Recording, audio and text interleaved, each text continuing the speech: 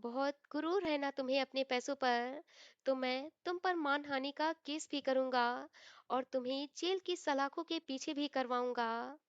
शिवानी अब उसकी बात सुनकर मुस्कुराते हुए बोली, मुझे पता है तुम ये सब करोगे और जब मेरे बिना रह नहीं पाओगे तो खुद ब खुद मेरे पास आ जाओगे। अभय उसकी बात सुनकर बौखला गया था। उसने आगे बढ़कर शिवानी की ठुड्डी पकड़ ली और गुस्से से उसे देखते हुए बोला, शायद तुम्हें पता नहीं कि तुमने किसे ललकारा है। मैं अभय सिंह हूँ। अभय सिंह कभी किसी से मात नहीं खाता। यह खेल जो तुमने शुरू किया है, अब इस खेल को मैं खत्म करूंगा। बहुत शौक है ना तुम्हें मेरी बीवी बनने का, तो चलो आज मैं तुम्हें अपनी बीवी बना ही लेता हूँ। इतना कहते हुए उसने शिवानी का हाथ पकड़ा और उसे खींचते हुए बाहर ले आया।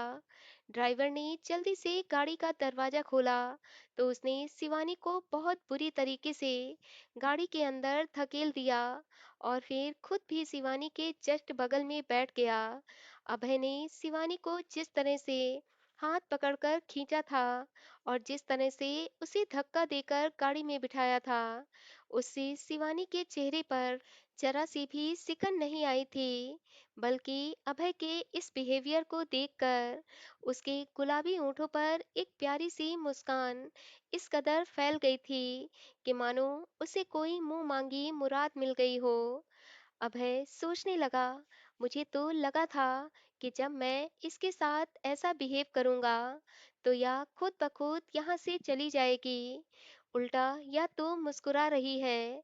एक पल के लिए उसे भी यही लगा कि कहीं शिवानी सच तो नहीं कह रही, क्योंकि उसके वकील ने भी बताया था कि वह कोर्ट मैरिज के पेपर ओरिजिनल हैं।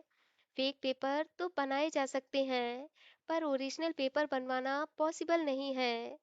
थोड़ी देर में गाड़ी सिंह मेंशन पहुंच जाती है। अभय बहुत हैरानी भरी नजरों से सिंह मेंशन को देख रहा होता है, क्योंकि सिंह मेंशन फूलों से सजा हुआ था। मेन गेट पर चावल से भरा हुआ एक कलश रखा हुआ था और साथ ही एक आलते की थाली और नौकर आरती की थाली लिए दरवाजे पर ही खड़े थे।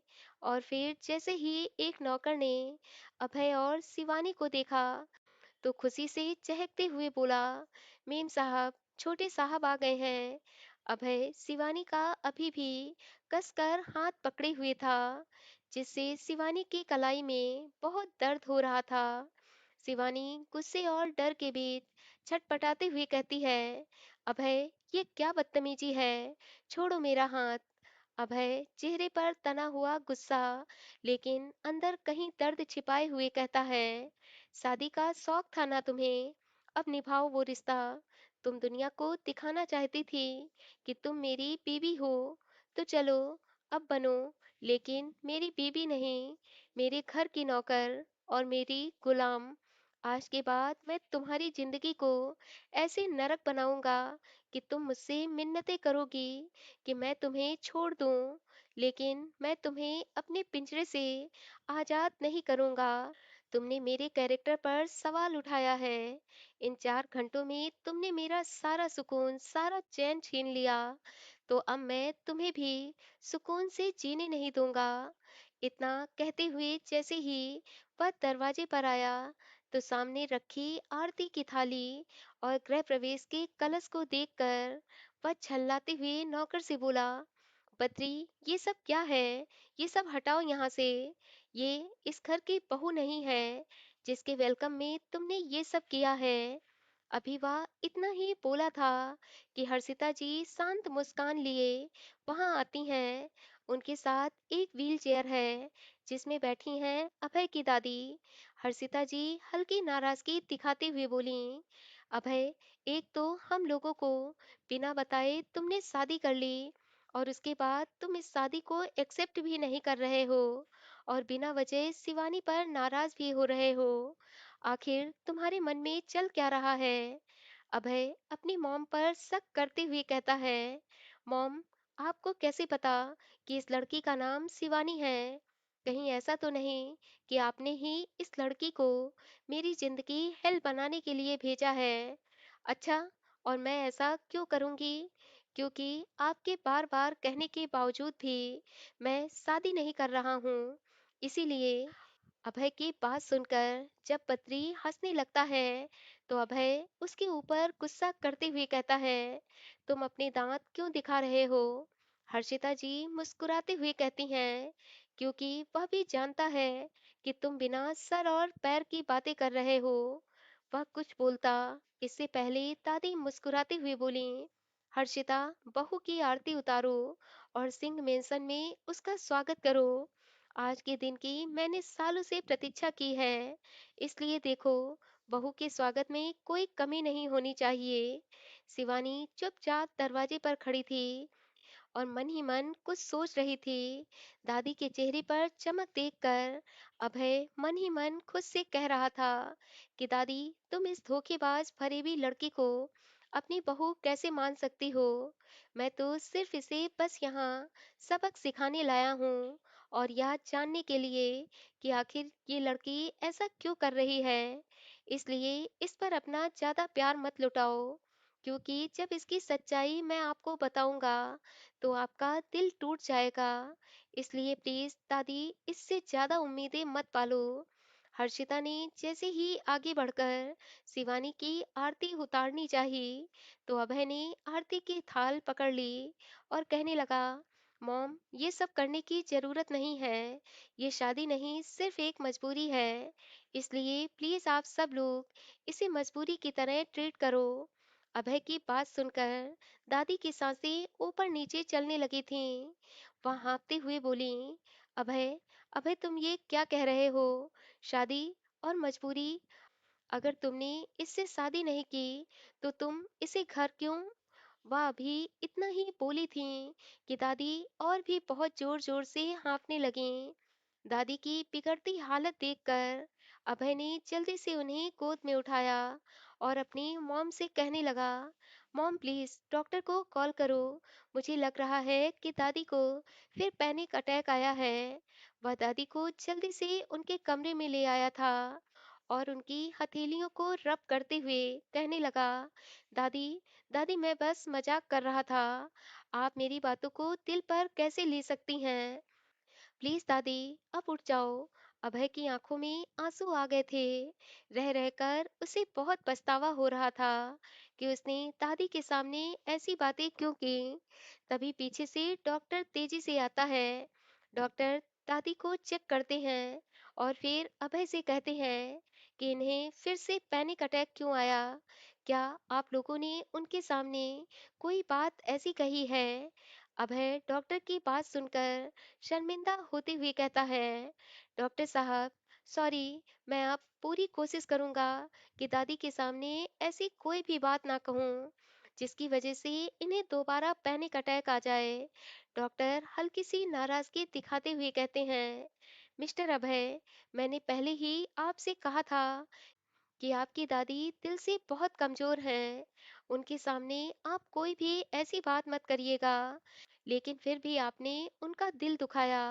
डॉक्टर दादी को एक इंजेक्शन लगाता है और फिर कुछ मेडिसिन देते हुए अभय को एक बार फिर चेतावनी देते हुए कहता है कि मिस्टर अभय, 2 महीने में आपकी दादी को 3 बार पैनिक अटैक आ चुके हैं। इसलिए अब आप दादी के सामने बहुत सोच समझ कर बात करेंगे। अभय को मन ही मन बहुत पछतावा हो रहा था और साथ ही अपने आप पर बहुत गुस्सा भी आ रहा था कि सब कुछ जानते हुए भी उसने दादी के सामने वह बातें क्यों की। वह अच्छी तरह से जानता था कि दादी को उसकी शादी को लेकर कितने सपने हैं, और आज जब दादी को यह खबर मिली कि उसने शादी कर ली, तो दादी का तो दिल पहले ही टूट चुका होगा। फिर भी उन्होंने इस शादी को एक्सेप्ट करके उसकी खुशी में शामिल होने के लिए गेट तक आ गईं। लेकिन फिर भी उसने अपनी दादी की इच्छा का मान नहीं रखा और ऐसे शब्द कह दिए। डॉक्टर तो सख्त हिदायत देकर वहां से चला गया था और अभय अभी भी अपनी दादी के पास बैठा उसके सर पर हाथ फेर रहा था। करीब आधा घंटे बाद दादी को होश आ गया था और जैसे ही दादी को होश आया, तो वह अभय की तरफ देखते हुए बोली, अभय, क्या वह शादी झूठी है? अभय का मन तो कर रहा था कि वह दादी को सारी बात सच बता दे, लेकिन शायद यह समय ठीक नहीं था। इसलिए वह मुस्कुराते हुए बोला, अरे दादी, मैं तो बस आपको थोड़ा सा परेशान कर रहा था और आपने मेरी बातों को सीरियस क्यों ले लिया? मैंने तो आपके लिए ही शादी की है। अब चलो, सारी बातों को भूल जाओ और जल्दी से उठकर बैठो। मुझे आपका इस तरह से बीमार होकर लेटना बिल्कुल भी पसंद नहीं है। दादी उसके सर पर हाथ फेरते हुए बोली, बेटा, तुम मुझसे वादा करो कि तुम अपनी बीवी से नाराज नहीं होगे। वह दादी का हाथ पकड़ते हुए बोला, दादी, आप किसी बात की चिंता ना करें। दादी ने शिवानी को भी अपने पास बुला लिया और फिर शिवानी और अभय को गले लगाते हुए बोली, तुम दोनों हमेशा साथ रहना और हमेशा एक दूसरे का साथ देना। दादी की बात सुनकर शिवानी की नजरें झुक जाती हैं। वह मन ही मन कहती है, सॉरी दादी, मेरी वजह से आपको पैनिक अटैक आया। थोड़ी ही देर में अभय अपने कमरे में आ जाता है और अभय के पीछे पीछे ही हर्षिता जी शिवानी को लेकर अभय के कमरे में आ जाती हैं। शिवानी को देखकर एक बार फिर अभय का मूड खराब हो जाता है, पर इस बार वह खुद पर कंट्रोल करता है और चुपचाप शावर लेने के लिए वॉशरूम में चला जाता है। हर्षिता जी शिवानी को अभय के बारे में बताते हुए कहती हैं, शिवानी, तुम अभय की बातों का बुरा मत मानना। यह जितना सख्त और कठोर लगता है, उतना ही यह दिल से बहुत मुलायम है।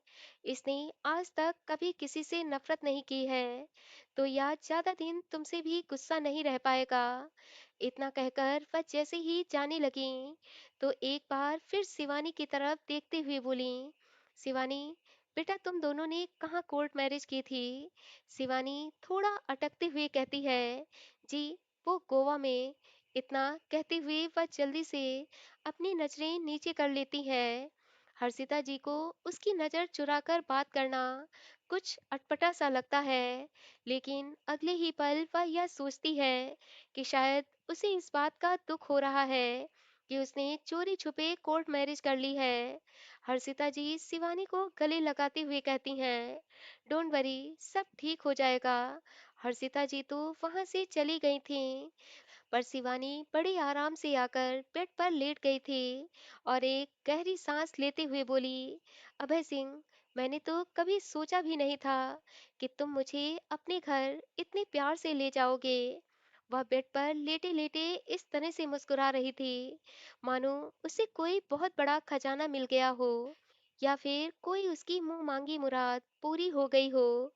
उधर अभय जब सावर लेकर बाहर आया, तो सामने बेड पर शिवानी को देखकर उसके तन बदन में आग लग गई थी।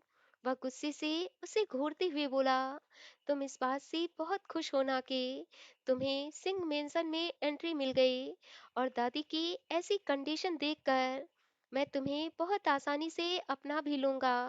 तो तुम्हारी जानकारी के लिए बता दूं कि जो ये डबल गेम तुम मेरे साथ खेल रही हो, इस डबल गेम में मैं तुम्हें इस कदर फंसाऊंगा कि तुम खुद ब खुद यहाँ से जाने के लिए मेरे आगे हाथ जोड़ोगी।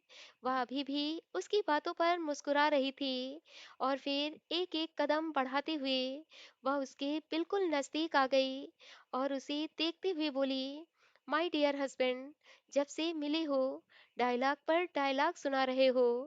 अभय चिढ़ते हुए बोला, जस्ट शट अप, और या मुझे हर बात पर तुम माय डियर हस्बैंड बुलाना बंद करो। मैं तुम्हारा हस्बैंड नहीं हूँ और ना तुम मेरी वाइफ। तुम जैसी वाइफ से तो अच्छा है कि मैं पूरी जिंदगी शादी ना करूं। तुम मुझसे इतनी नफरत करने लगे हो। कल तक तो मेरे नाम की माला जपते थे और आज। अभय उसे घूरते हुए कहता है, देखने से तो हाफ माइंड नहीं लगती हो, पर तुम्हारी बातें सुनकर ऐसा लग रहा है कि तुम पूरी तरह से मेंटल हो। शिवानी उसकी बात पर मुस्कुराते हुए कहती है, ऐसा सिर्फ आपको लगता है, मुझे नहीं, क्योंकि मैं आपको अपना हस्बैंड मानती हूँ। अच्छा, तो तुम मुझे अपना हस्बैंड समझती हो? हाँ, तुम्हें कोई शक? अभय मुस्कुराते हुए कहता है, तो ठीक है, चलो हम दोनों ये हस्बैंड वाइफ के रिश्ते को आगे बढ़ाते हैं। इतना कहते हुए वह शिवानी के पास आ गया और उसके चेहरे को ऊपर उठाते हुए धीरे से कहता है, अब जो मैं तुम्हारे साथ करने जा रहा हूँ, उसके लिए खुद को रेडी कर लो, क्योंकि मेरी चाहत, मेरी मोहब्बत थोड़ा जुनूनी होने वाली है। वह शरारती अंदाज में कहती है, माय डियर हस्बैंड, इतनी भी क्या जल्दी है? थोड़ा चेंज करने का मौका तो दे दो। उसके बाद मैं तुम पर बारिश की बूंदों की तरह बरसूंगी। अभय उसका हाथ पकड़कर अपनी तरफ खींचता है और फिर धीरे से कहता है, मेरे पास आने से डर लग रहा है, इसलिए चेंज का बहाना कर रही हो। अरे, मैं क्यों डरने लगी? तो फिर तुम्हारी धड़कनें इतनी तेज क्यों चल रही हैं? इतना कहते हुए अभय उसे अपनी बाहों में भर लेता है। तो अभय को अपने दिल में कुछ हलचल सी महसूस होती है। एक पल के लिए उसे ऐसा लगता है कि शिवानी सच में उसकी वाइफ है।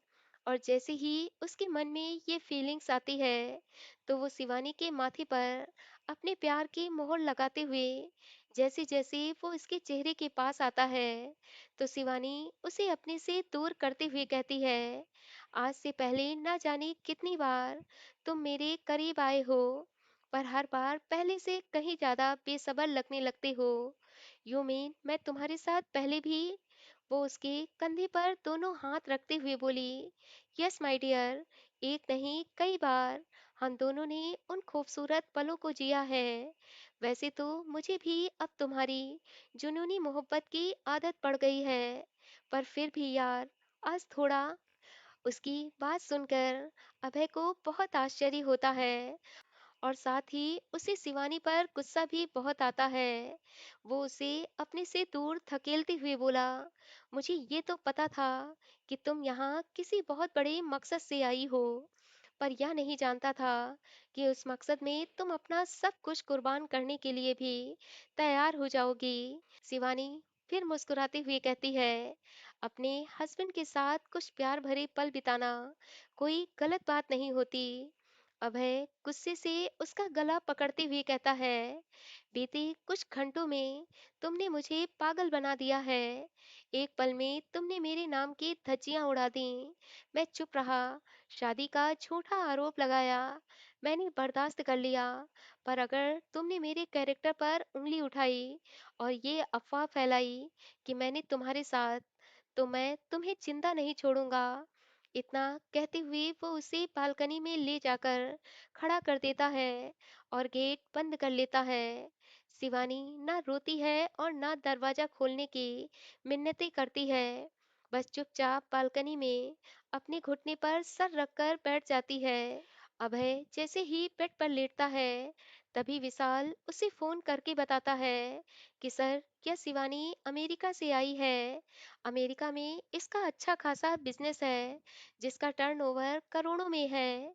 अभी 15 दिन पहले ही यह अमेरिका से आई है, इसलिए वो 15 दिन से होटल में रह रही थी।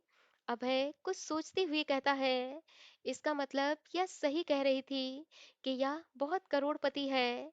अभी तक तो अभय को यही लग रहा था कि शायद वह पैसों के लालच में आकर यह सब कर रही है, पर यह सब करने के पीछे पैसों का लालच तो था ही नहीं, क्योंकि जिसके पास खुद ऑलरेडी इतना पैसा हो, वह भला चंद रुपयों के लिए यह सब क्यों करेगा। और यही बात सोचते सोचते कब अभय को नींद आ गई, उसे पता ही ना चला। मौसम तो पहले से ही खराब था और जब तेज हवाओं के साथ बारिश भी जोरों से शुरू हो गई, तो शिवानी का बालकनी में बैठना बहुत मुश्किल हो गया। चमकती बिजली, तेज हवाएं और उस पर घनघोर बारिश शिवानी की मुश्किलों को और भी ज्यादा बढ़ा रही थीं। बारिश की वजह से वह पूरी तरह से भीग गई थी, लेकिन फिर भी उसने एक बार भी दरवाजे को नॉक नहीं किया था। उधर अभय इस बात से बेखबर कि मौसम बहुत खराब हो चुका है, वह आराम से बेड पर सो रहा था। पूरी रात बीतने के बाद शिवानी का सुबह बहुत बुरा हाल था। सुबह के 9 बज रहे थे और अलार्म बजने के साथ ही जब उसकी नींद टूटी तो अभय फ्रेश होने के लिए वॉशरूम चला गया और थोड़ी ही देर में वह रेडी होकर अपने ऑफिस जाने के लिए निकल गया। एक के बाद एक आने वाले फोन कॉल्स को अटेंड करते करते वह यह भूल गया था कि उसने शिवानी को बालकनी में बंद कर दिया है। घर से निकले हुए अभी कुछ टाइम ही हुआ था कि तभी उसकी नज़र सड़क पर जगह-जगह भरे हुए पानी पर गई।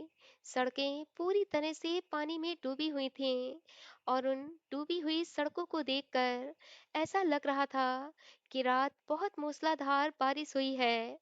मौसम बहुत सुहावना हो गया था और बारिश की बूंदें अभी भी हल्की हल्की पड़ रही थीं। वह विंडो से बाहर के खूबसूरत नज़ारों को देख रहा था कि तभी उसे याद आया कि रात उसने शिवानी को बालकनी में बंद कर दिया था। और यह बात याद आते ही उसका दिल बेचैन हो गया। उसने गुस्से से सीट पर अपना मुक्का मारा और खुद पर ही गुस्सा करते हुए बोला कि तुम किसी लड़की के साथ ऐसा कैसे कर सकते हो। रात इतनी घनघोर बारिश हुई है और इस बारिश में उसका क्या हाल हुआ होगा। यह ख्याल आते ही उसने ड्राइवर से गाड़ी सिंह मेंशन ले चलने को कहा। थोड़ी देर में वह जब सिंह मेंशन पहुंचा तो भागते हुए वह अपने कमरे में चला गया। उसने जल्दी से बालकनी का गेट खोला तो शिवानी बालकनी में बेहोश पड़ी थी। उसने जल्दी से शिवानी के गालों को थपथपाया तो उसे महसूस हुआ कि शिवानी का पूरा बदन बुखार में तप रहा है।